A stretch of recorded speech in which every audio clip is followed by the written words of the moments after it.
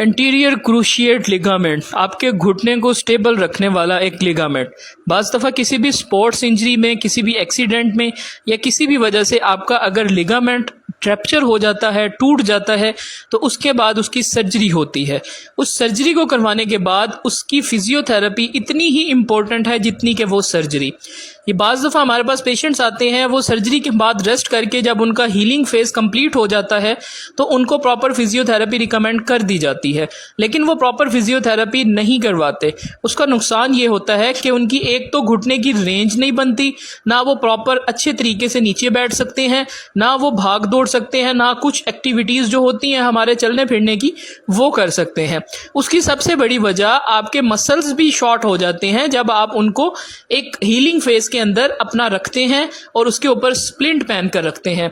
तो फिजियोथेरेपी में हम सबसे पहले तो उनकी मसल एक्टिवेशन करवाते हैं, क्योंकि मसल्स की टोन डिक्रीज हुई भी होती है और मसल्स वीक हुए हुए होते हैं। तो हम जो है वो फिजियोथेरापिस्ट जो है वो पेशेंट की कंडीशन को असेस करते हैं, उनकी रेंजेस जो हैं वो हम लेते हैं गोइनोमीटर के साथ कि कितनी रेंज है और कितनी इसे इस टाइम पर होनी चाहिए थी। उन रेंजेस को मेजर्स करके उसके बाद ही हम मसल्स की, जॉइंट की कंडीशन देखकर प्रॉपर फिजियोथेरेपी स्टार्ट करवाते हैं। ये फिजियोथेरेपी में आप देखेंगे कि ये पेशेंट अपने नी को बेंड नहीं कर पा रहे थे, हमने जिम बॉल के ज़रिए इनकी जो है वो आहिस्ता आहिस्ता इनको बेंडिंग स्टार्ट करवाई है। उससे पहले हमने इनके मसल्स को एक्टिवेट और स्टिमुलेट किया है। स्टिमुलेशन के बाद इनके मसल से हमने थोड़ी सी एक्सरसाइजेज और जोर लगवाना स्टार्ट किया है। इसमें जो है ये बेसिकली घुटने से अपना बॉल के ऊपर बैठ रहे थे।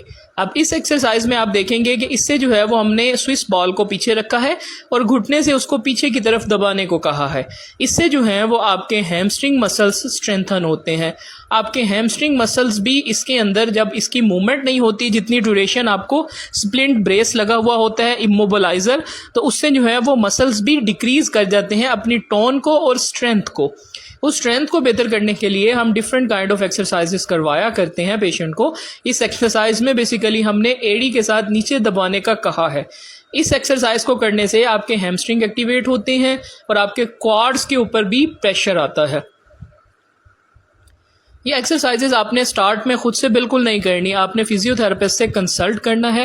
कंसल्टेशन के बाद आप प्रॉपर एक्सरसाइजेज वहाँ पर करें उनके पास, और जो आपको वो घर पे रिकमेंड करें उन एक्सरसाइजेज को आप घर पर किया करें।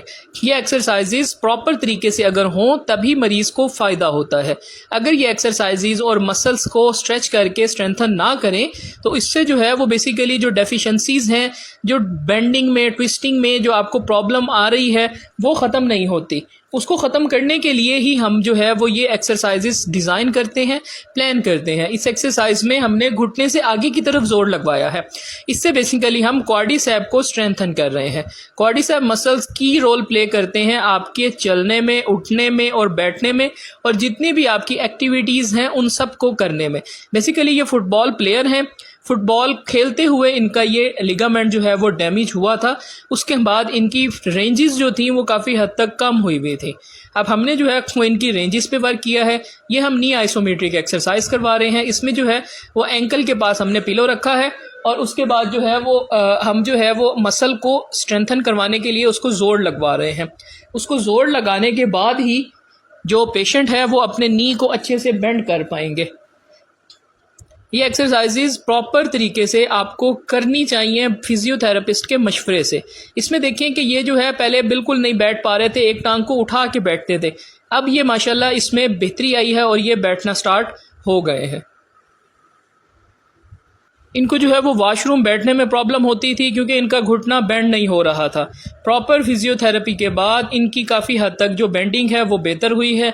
जो ये पहले क्रच के साथ वॉक कर रहे थे सपोर्टेड, अब जो है कि इनको हमने सेल्फ वॉकिंग पर लगाया है। अब ये खुद से वॉक कर रहे हैं और इनकी रेंजेस भी काफ़ी हद तक बेहतर हैं। जब आप मूवमेंट रोक के रखते हैं तो आपके अंदर खौफ आ जाता है कि आप चलेंगे तो आप गिर जाएंगे या कुछ होगा, लेकिन प्रॉपर फिजियोथेरेपी करवा लेने के बाद आप जो है वो बहुत हद तक बेहतर और सेल्फ कॉन्फिडेंट हो जाते हैं। आप वॉक भी कॉन्फिडेंट वे में करते हैं और आप जब उठते हैं, बैठते हैं, आपके दिल में खौफ नहीं होता है, क्योंकि आपकी प्रॉपर काउंसलिंग भी होती है और साथ में रिहेबिलिटेशन भी होती है। ये पेशेंट का रिव्यू आप लोगों के साथ।